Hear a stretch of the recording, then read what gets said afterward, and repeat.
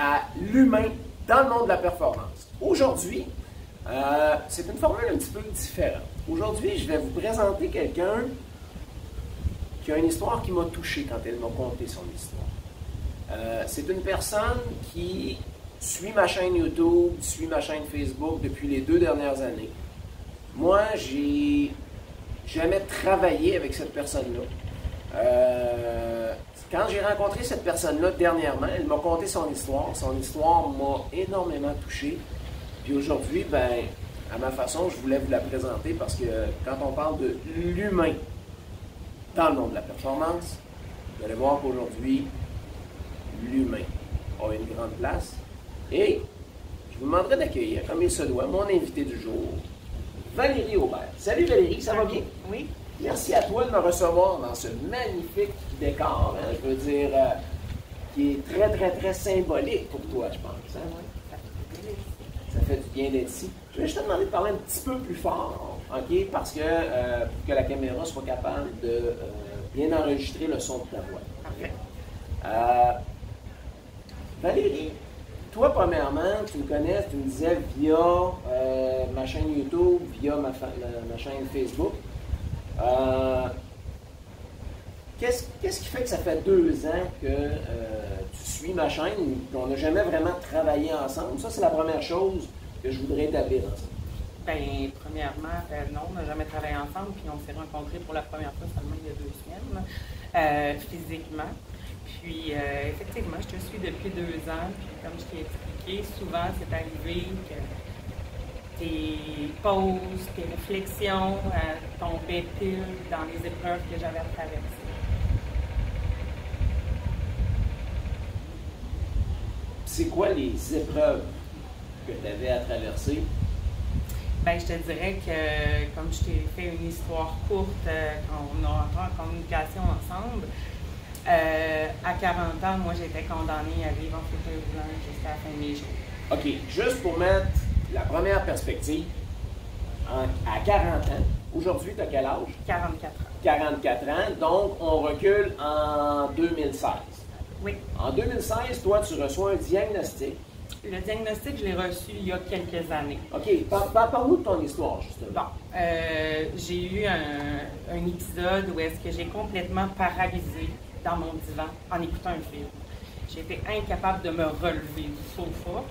Et quand j'ai entré à l'hôpital d'urgence, parce que c'était anormal, j'étais quand même en bonne santé, on a diagnostiqué une suspicion spondylarthrite dégénérative. Donc, l'attaque à toutes mes articulations qui se dégénèrent. Il n'y a rien à faire à part que de prendre soin des douleurs qu'on vit au quotidien. C'est pour ça que je savais qu'éventuellement, ce serait la chaise roulante qui m'attendait. Là, on est en quelle année à ce moment-là? Il y a peut-être 10 ans de ça. Là. Okay, donc, en dans les années 2010. Oui, à peu près. Donc, la maladie a évolué quand même lentement. Donc, poussée d'arthrite très importante, difficulté à me déplacer. Et avec les années, la canne a été nécessaire sur une période de 4 ans. Donc, déjà là, ça a été une acceptation de dire, je suis quand même jeune, mais je dois me déplacer avec une canne. Puis récemment, j'ai réalisé que quand j'ai acheté ma canne, ça a été une étape pour moi. C'est un peu anodin pour certains, mais pour moi, c'était une grande étape. Et je l'ai choisie transparente.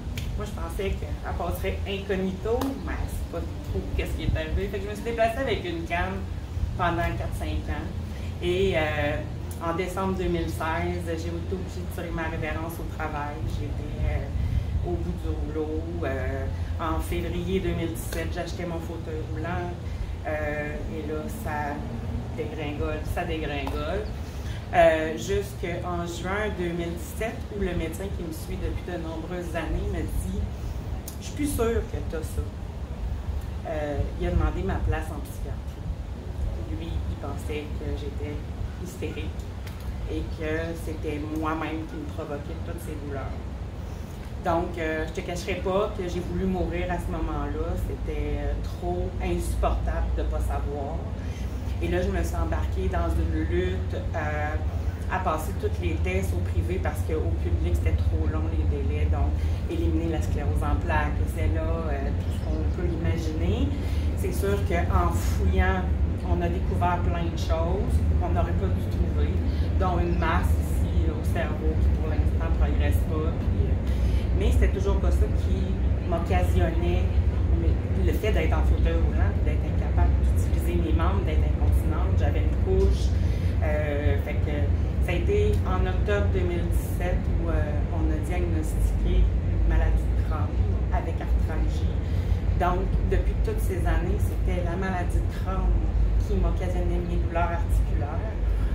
Mais comme ça a été tellement long avant d'être diagnostiqué, et toute la médication que j'ai prise pour la spondylarthrite qu'on suspectait a complètement détruit mes intestins. Donc, le mal est fait. Aujourd'hui, j'ai été déclarée invalide. En juin dernier, j'ai été déclarée invalide. Mais là, actuellement, t'es-tu en chaise roulante? Non. OK. Mais il y a eu un épisode de chaise roulante où ce que normalement, tu n'as plus la capacité de marcher. Non. OK. Ça devait se terminer comme ça pour le restant de mes jours. OK. Puis là, c'est là où ce que moi, tu m'as touché en me contant ton histoire. Tu me dis que ça fait 2 ans que tu suis ma chaîne, que ça t'a aidé à faire des choses. J'aimerais que tu nous parles de cette période-là. Parce que aujourd'hui, tu n'es plus en chaise roulante.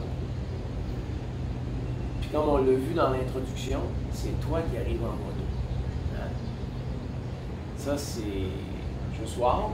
Mais on va y revenir sur l'histoire de la moto.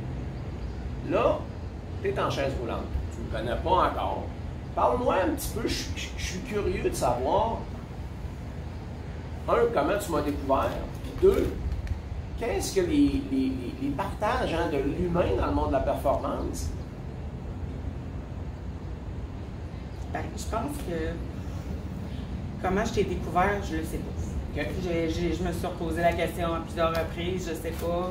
Puis même, tu sais, quand on s'est échangé, on est amis Facebook, là, tu sais, je sais pas pourquoi, mais c'est comme ça que j'ai vu passer tes vidéos, puis tes capsules, puis pourquoi ça m'a touchée, c'est que avec le temps, puis avec le recul, je réalise que moi, ma vie de performance,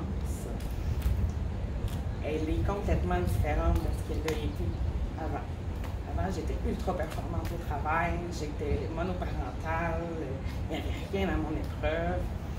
Aujourd'hui, je me plais à dire que je suis performante, mais dans mon combat à moi. La notion de fin de semaine, ça n'existe pas, moi. Je dois maintenir ma rigueur de mon quotidien parce que j'ai pas le choix. Mais là, je te coupe, parce que c'est super bon maintenant. Mais là, on est en 2017. Tu reçois un diagnostic où ce que tu te retrouves en chaise roulante. Là où, comme je disais, que tu m'as touché, c'est que tu m'as fait comprendre que plusieurs de mes messages et de mes échanges, les entrevues que j'ai pu avoir, t'ont donné une énergie perdue, donné une énergie... J'attendais la mort. Toi, t'attends... Toi, là, OK. Donc, si je fais un résumé, t'es en chaise roulante, on est en 2017, toi pour toi, il arrivera ce qu'il voudra ailleurs. Merci, bonsoir. Oui, comme je t'ai raconté un peu brièvement, dans cette période-là, ce qui m'a sauvée quand j'ai perdu les jambes, j'ai compulsé en roulant, en faisant du millage avec une mini décapotable. Donc, OK, c'est là. On est en chaise roulante, mais on a encore la capacité de conduire un véhicule. Oui. Donc, toi, ta fuite. Oui, c'était Mais carrément. en même temps, ta guérison. Ben, c'est toi que je suis encore ici. Tu t'es mis derrière un volant. Oui. Puis tu t'es dit, on fait du kilomètre. Tu as fait combien de kilomètres dans cette année-là en voiture? Ben, en 1 an et demi, pas loin de 150 000. 150 000 J'ai kilomètres. changé 2 fois. C'est la seule chose que tu étais capable de faire. Oui. Le fait de te promener en voiture, le fait, justement, tu n'as plus l'usage de tes jambes, c'est comment ça se passe? Tu écoutes de la musique, Oui. silence total, comment ça se passe? Beaucoup de musique, je compulse sur la cigarette. J'ai de la misère à m'alimenter, fait que c'est du café, du Red Bull, c'est de l'auto-sabotage. Mais c'est un besoin. C'est plus fort que toi. Oui, je me lève le matin. C'est intuitif présentement. Oui, à ce moment-là, je peux pas faire autre chose. Je ne suis pas capable de faire autre chose. Fait que j'embarque, j'admire les paysages, je remercie la vie de me permettre de recevoir ça. C'est un peu là que je t'ai rejoint, avec tes capsules, avec les choses les plus simples, ressentir les choses. C'est là que je suis revenue à mon essence de kinesthésique, de voir le vent, l'odeur, le coucher de soleil, la chaleur, ça m'a permis de rester parmi nous autres, d'être encore là. Moi, je suis touché parce que quand je fais ces vidéos-là, je m'attends pas de toucher une personne comme toi. Non, parce que j'ai rien d'un athlète, au sens Non, de la société. non, pas d'un athlète, parce que depuis quelques années, je suis plus dans le monde du sport de haut niveau, je suis dans le monde humain. Puis, c'est énorme parce que mes capsules t'ont permis, de ce que tu me dis, de te sortir de ta voiture. Parle-moi de comment ça se passe parce que c'est plus grand que moi. Là. Il y a eu un élément déclencheur, c'est quand le médecin qui me suit depuis des années me dit « Je suis plus sûre que tu es malade, que je pense vraiment que c'est dans ta tête le problème ». Il a suspecté une hystérie de conversion, puis il a demandé ma place en psychiatre. Donc, il est hors de question pour moi que j'aille en psychiatrie. Et là, mon ressenti, puis mon plus grand souhait, c'est de mourir. Je veux mourir. J'ai toujours eu des pensées avec les gens qui ont des idées suicidaires, ça vient me chercher, mais je pensais pas me rendre là un jour. Mais là, c'était... Puis j'avais eu ces discussions-là avec mon fils. Mon Dieu, ça me touche. C'est là quand t'es rendu de dire à ton enfant, je suis plus capable, c'est trop difficile. Mais c'est ma soeur qui est venue me voir un matin, puis qui m'a dit, on va y aller à l'hôpital, on va y aller à l'urgence. Si t'es malade, on va te donner de la médication, puis tu vas arrêter de souffrir, autant physiquement que psychologiquement. Fait que j'ai décidé d'aller à l'hôpital en urgence psychiatrique. Puis la psychiatre, elle m'a carrément dit que j'étais aucunement folle, que je n'étais pas du tout une candidate à d'avoir un syndrome d'hystérie de conversion, qu'il y avait vraiment une maladie sous-jacente à mon malaise. Non, c'était peut-être pas la spondylarthrite, mais il y avait autre chose. Elle m'a donné, à ce moment-là, je prenais 24 comprimés de médicaments par jour. Puis moi, je disais tout le temps, c'est pas des Tylenol, c'est extra fort ce qu'ils me donnent. Là. Puis l'interaction de ces médicaments-là, j'avais des moments où est-ce que je me disais que j'ai même plus toute ma tête, là, tu sais. Fait qu'elle a fait du ménage, cette psychiatre fait vraiment du ménage dans ma médication, en attendant qu'on trouve réellement ce que j'ai. Et elle m'a donné un médicament qui s'appelle le Cymbalta, qui est donné aux gens qui ont la fibromyalgie normalement. Et elle m'a dit, avec ça, tu devrais retrouver l'usage de tes jambes. Et je me suis accrochée à ça. Et effectivement, j'ai retrouvé l'usage de mes jambes avec cette médication-là, qui une fois a été stabilisée. Mais j'avais quand même des douleurs articulaires globales qui m'empêchaient de fonctionner. Mais avant qu'on trouve que j'ai le crâne, de juin, par exemple, jusqu'au mois d'octobre 2017, j'étais sur le Cymbalta, puis je retrouvais l'usage de mes jambes. En ayant retrouvé l'usage de mes jambes, je me souviens encore d'un jour où j'étais assise dans mon fauteuil roulant sur le bord du fleuve à Beaupré. J'allais souvent dans ce stationnement-là pour me pratiquer parce que c'est difficile avec le fauteuil roulant et tout ça. Puis spontanément, ce qui m'est monté, j'ai entendu passer des motos sur le boulevard Saint-Anne. Puis spontanément, j'ai fait, c'est tellement mon plus grand regret aujourd'hui de plus avoir mes jambes. Puis de m'être contentée d'avoir été une backseat toute ma vie. Alors que une backseat, hein, pour ceux qui ne connaissent pas nécessairement, parce qu'on est dans le monde de la moto, une backseat, c'est quelqu'un qui est passager normalement.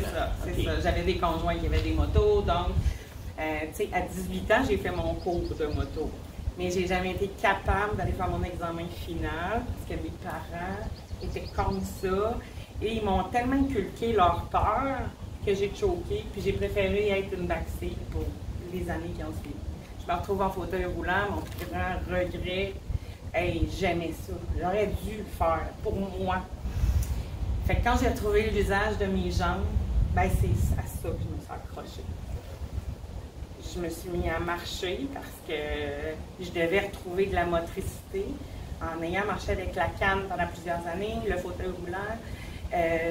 Mon corps a tellement décompensé, mes mouvements.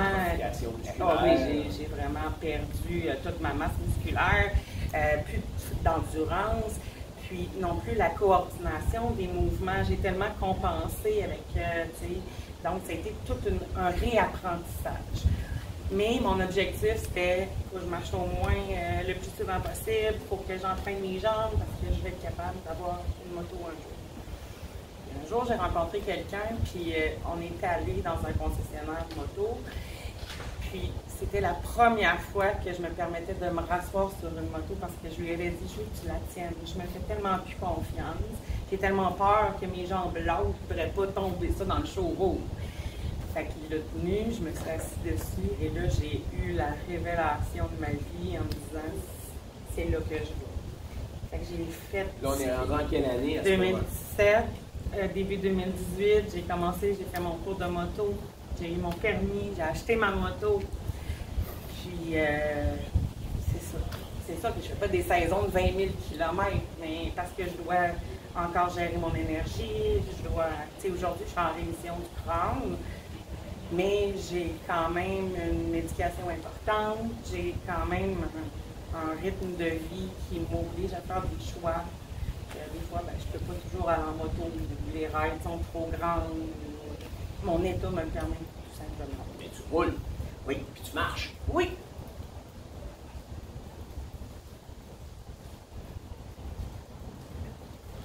Quand on s'est rencontrés, tu me dis que mes vidéos t'ont aidé à travers ça.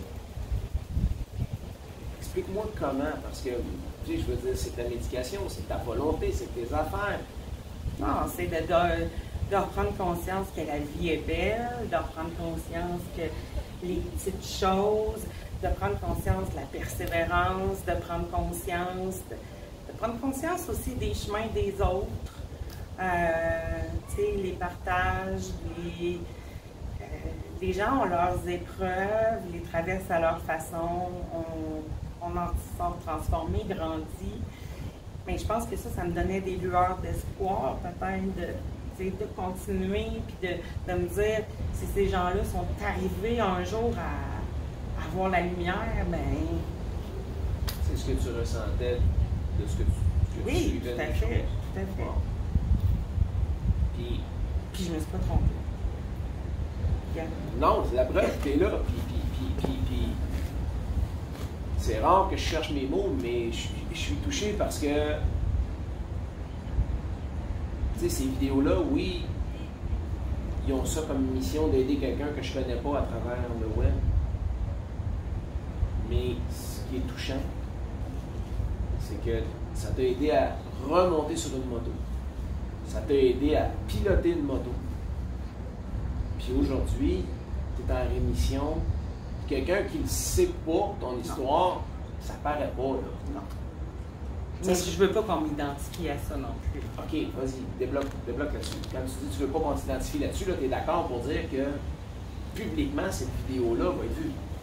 Oui, non, j'ai pas de honte à savoir que les gens sachent et connaissent mon histoire du tout. Mais je suis à un stade où est-ce que quand je suis devenue très solitaire, je suis devenue, tu sais, ma vie d'avant, elle a complètement changé, là.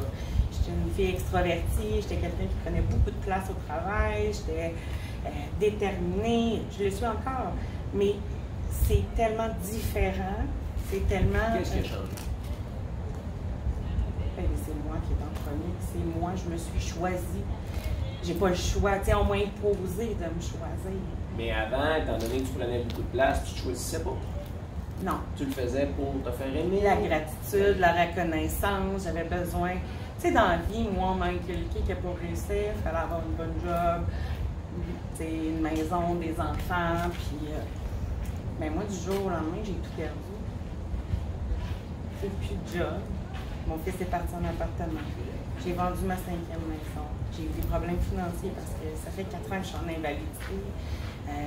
Compulsion sur le gaz, la voiture. Il n'y a pas toujours eu des dépenses qui ont été réfléchies, mais avec lesquelles je suis complètement en paix aujourd'hui. J'adore mon rythme de vie aujourd'hui qui est dans la plus grande simplicité. Puis quand je dis que je veux pas que les gens m'identifient à la maladie, je veux pas, exemple, on s'est connus dans un groupe de moto, on a fait des activités. La plupart des gens ne savent pas que je suis malade et je ne veux pas que ces gens-là le sachent. Moi, je veux qu'ils me connaissent comme la femme que je suis maintenant, aujourd'hui, à 44 ans. Si ça vient sur le sujet, j'ai la plus grande ouverture du monde. Tu es capable d'en parler. Tu es capable d'assumer. Oui, ben oui. Ça serait quoi, mettons, quelqu'un qui, comme toi, regarde cette émission-là, hein, parce qu'aujourd'hui, on ne sait pas qui va écouter ça. Si tu avais un conseil à donner à cette personne-là que tu viens de toucher, qui a pris le temps d'écouter ton histoire, ça serait quoi le message que tu aurais à transmettre aujourd'hui? Et mon Dieu. Revois-toi, mettons, en 2017, mais avec tes yeux d'aujourd'hui. Qu'est-ce que tu aurais aimé entendre? Qu'est-ce que tu aurais aimé... quelle a été la clé, le déclic? Tu comprends? Parce que tu m'as dit que mes vidéos t'ont aidé. Et c'est là où ce que je t'ai dit, hein, quand tu m'as conté ton histoire, on a beaucoup pleuré ensemble. Ton message est beaucoup plus grand que le mien. Beaucoup plus grand. Mais pourtant. Moi, je suis le véhicule. Oui, j'ai une audience. Mais toi, tu as traversé... Tu as affronté la mort, tu as traversé l'invalidité, tu as traversé un paquet de choses.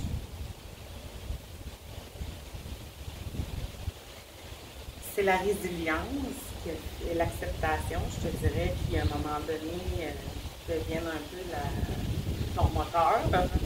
Je ne peux pas te dire quelle vidéo, mais je me souviens à un moment donné, tu as eu une réflexion sur, je pense que tu es devant un coucher de soleil ou en tout cas le moment présent, puis j'ai réalisé que ce qui m'angoissait, c'était le futur. Ce qui me faisait de la peine, c'était mon passé, de voir que je n'étais plus jamais la même, tous les deuils, tout ça. Puis à partir du moment où j'ai compris que si je me ramenais au moment présent, de vivre en acceptation de l'état dans lequel je suis. Ça aurait pu ce matin que je te dise, écoute, je ne suis pas capable. Il y a tellement d'impondérables dans mon état de santé. Il faut savoir que maintenant, je suis immunosupprimée. J'apprends à vivre avec une immunosupprimée. Le fait d'être immunosupprimée, en tant que COVID en plus, je veux dire, je peux attraper tout.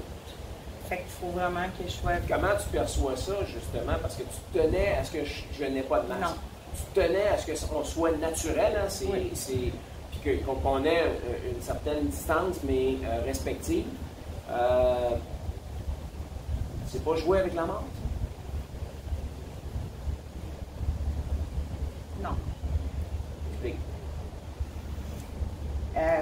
Je suis kinesthésique. J'ai découvert que moi, là, le besoin de toucher, mes ressentis, mes 5 sens, écoute, c'est super important. Beaucoup plus que d'être auditif que visuel. J'ai l'impression que mon corps a enregistré des belles mémoires sur mon corps. Tu sais, où je m'en allais avec ça, on parlait de... Que tu n'as pas peur actuellement. Non, de la mort. Okay. Parce que moi, oui. je te l'avais demandé, oui. Je vais mettre mon masque, je vais mettre mes choses, parce que pour qu'on soit tous les deux dans l'angle de la caméra, puis tu as systématiquement refusé. Non, j'ai besoin... Au début du COVID, ça a été un peu capoté.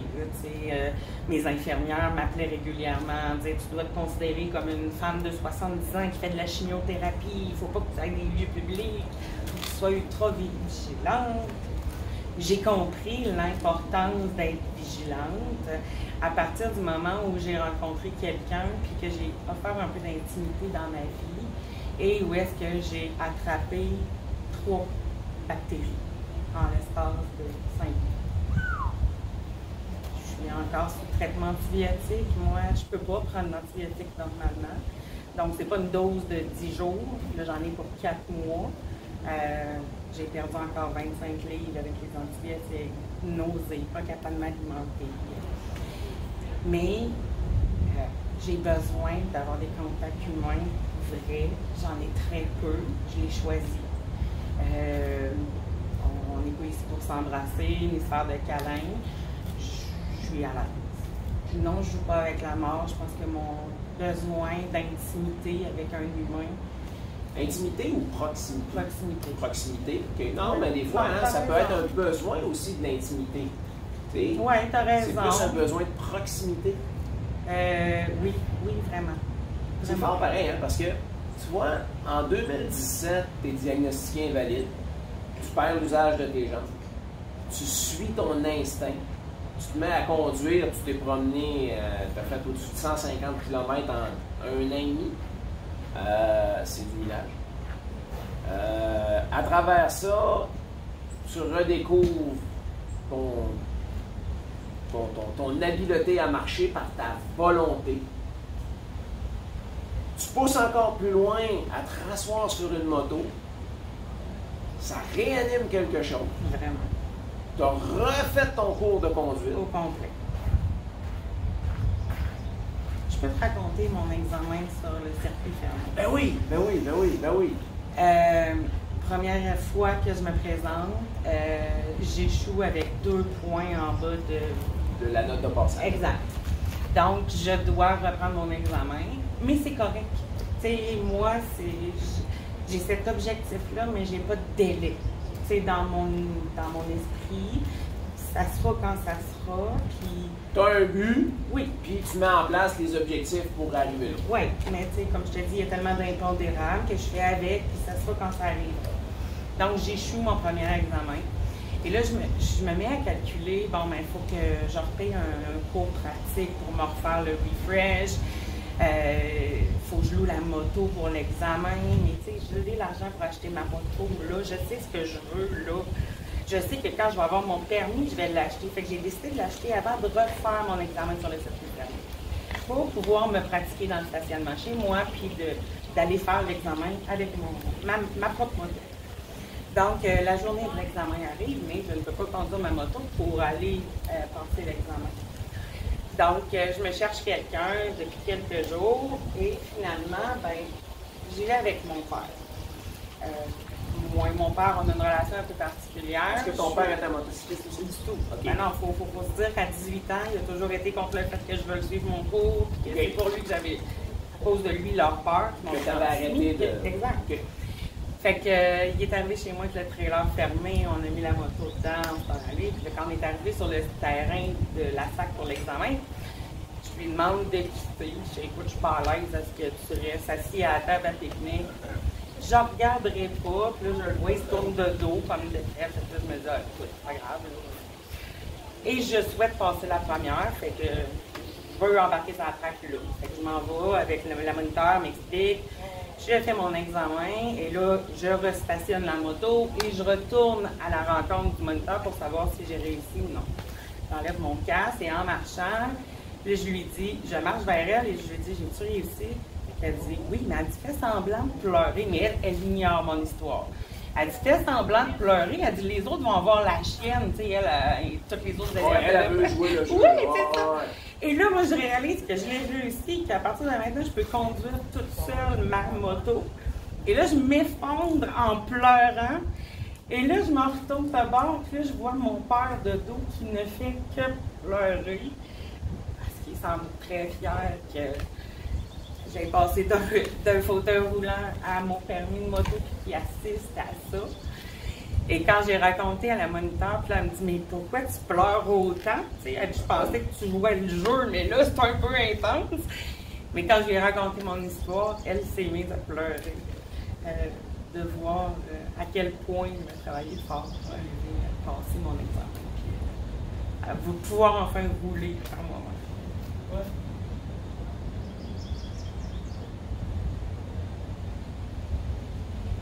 Comment est-ce qu'on se sent quand on touche à ça? C'est bon. C'est vraiment bon. Ça valait-tu la peine de persister toutes ces années? Vraiment. La puissance du rêve que tu as mis dans ton énergie, dans ta tête, c'est elle que j'aimerais qu'on partage aujourd'hui. Comment tu as la puissance du mental?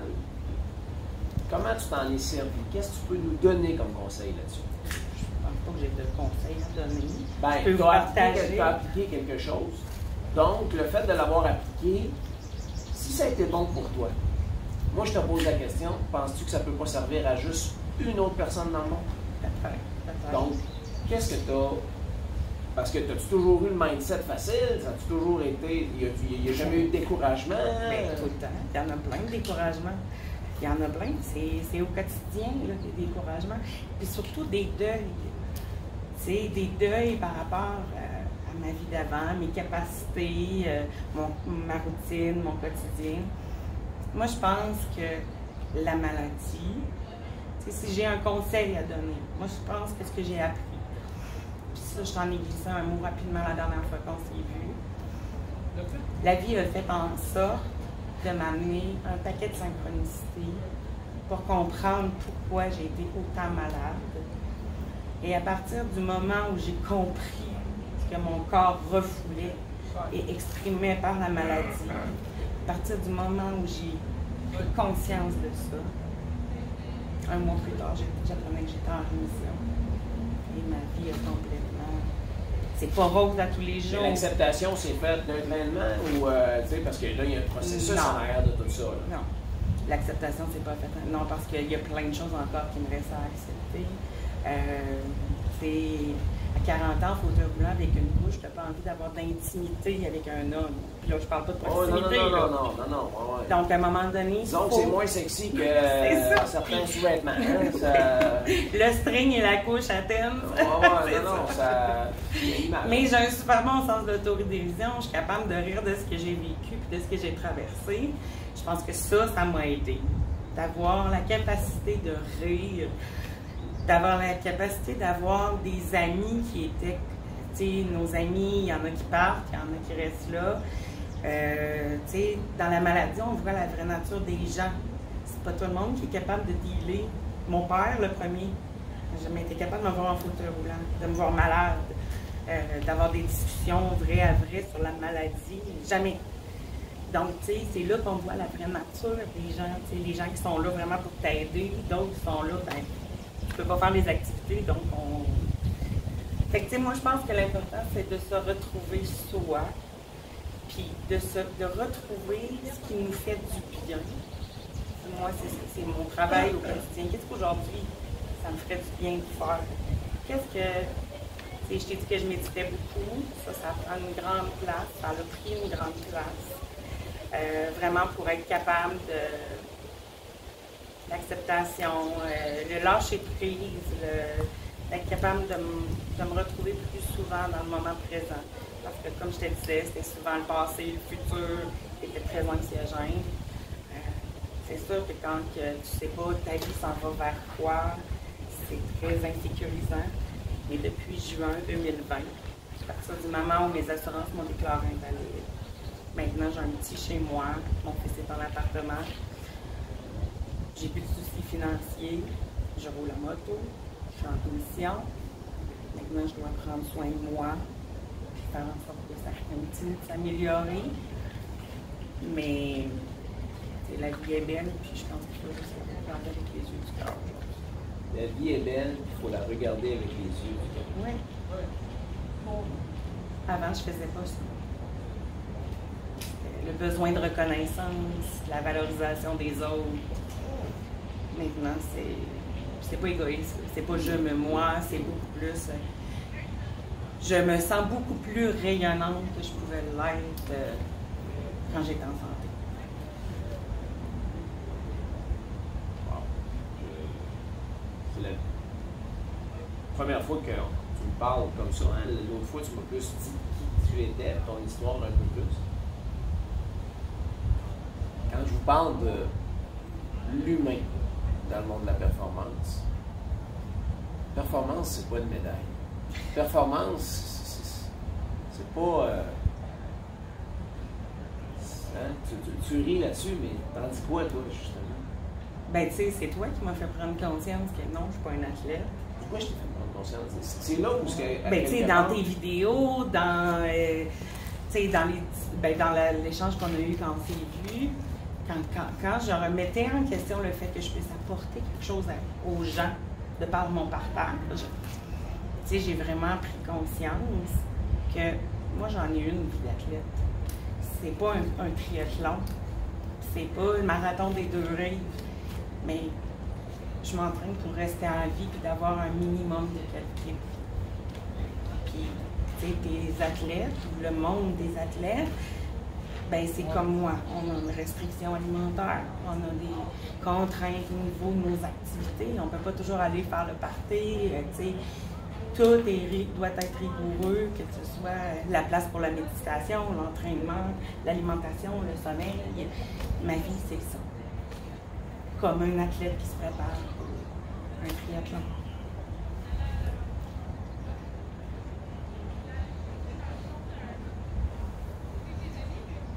Je pense que c'est le mot de la fin.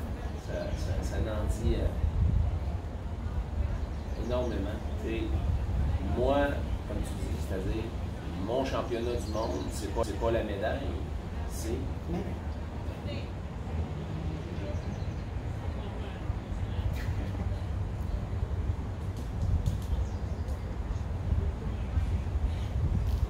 À toi qui prends le temps de regarder cette vidéo,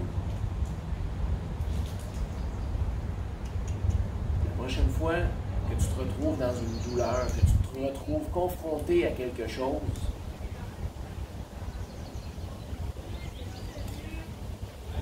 moi, je vais le faire. Je vais regarder cette vidéo-là plus qu'une fois. Parce que je pense que ton histoire est beaucoup plus inspirante que la mienne. Moi, j'ai mes 2 jambes. Non, je ne me compare pas non plus, mais moi, j'ai jamais perdu l'usage de mon corps. Je suis un sportif de haut niveau. Ceux qui suivent ma chaîne le savent. Aujourd'hui, je suis un pilote de moto. Ça fait des années que je pilote, mais j'ai mis de l'autre côté. Je te dis merci. Merci pour ce bon et précieux partage. Oui, on est sur le web, mais je vous invite dans la section commentaires. Moi, je suis touché présentement, donc je manque de mots un peu, mais dans la série commentaires, dites-moi qu'est-ce que cette vidéo-là vous a apporté. Puis si vous croyez que cette histoire-là peut aider ne serait-ce qu'une personne dans votre environnement, cliquez sur partage, puis vous connaissez le principe à cette heure avec les réseaux sociaux. Je vais te donner le mot de la fin. Tu vas terminer là-dessus. Qu'est-ce que tu aurais à dire aux gens qui ont écouté cette vidéo-là? Si tu avais un message à passer, si tu avais quelque chose à dire. Oui. Quand on s'est rencontrés physiquement la première fois, il y a peut-être 2 semaines avant le tournage, tu as interrompu notre discussion en disant « Je sais exactement ce que tu as besoin ». Tu as parti une vidéo et à l'écoute de cette vidéo-là, je me suis écroulée en larmes inconsolables. Une vidéo que je t'ai faite regarder. Hein? Oui. Et cette vidéo-là m'a vraiment touchée. Et les jours qui ont suivi, je t'ai partagé que j'avais de la difficulté à la réécouter. À chaque fois, ça me faisait pleurer, mais de moins en moins. Je t'ai partagé aussi quand on s'est vu que j'en avais pas de rêve. J'avais l'impression que je devais redéfinir ma vie, sachant que je retournerais plus au travail, que j'ai le champ libre, mais je ne sais pas quoi sommer dedans. Tu m'as donné comme prescription d'écouter cette vidéo-là 3 fois par jour. J'ai suivi ta recommandation. Mon éveil a été plus rapide que 45 jours. Alors, je t'invite à le faire encore pour le reste du temps. Parce oui, que je vais continuer à le faire, mais j'ai découvert sur quoi je voulais travailler prochainement. Tu veux le partager ou tu le gardes? Non, je le garde. Ah, ça fera l'objet d'une prochaine capsule. Allez, sur ça, on vous dit un gros merci. Merci à vous.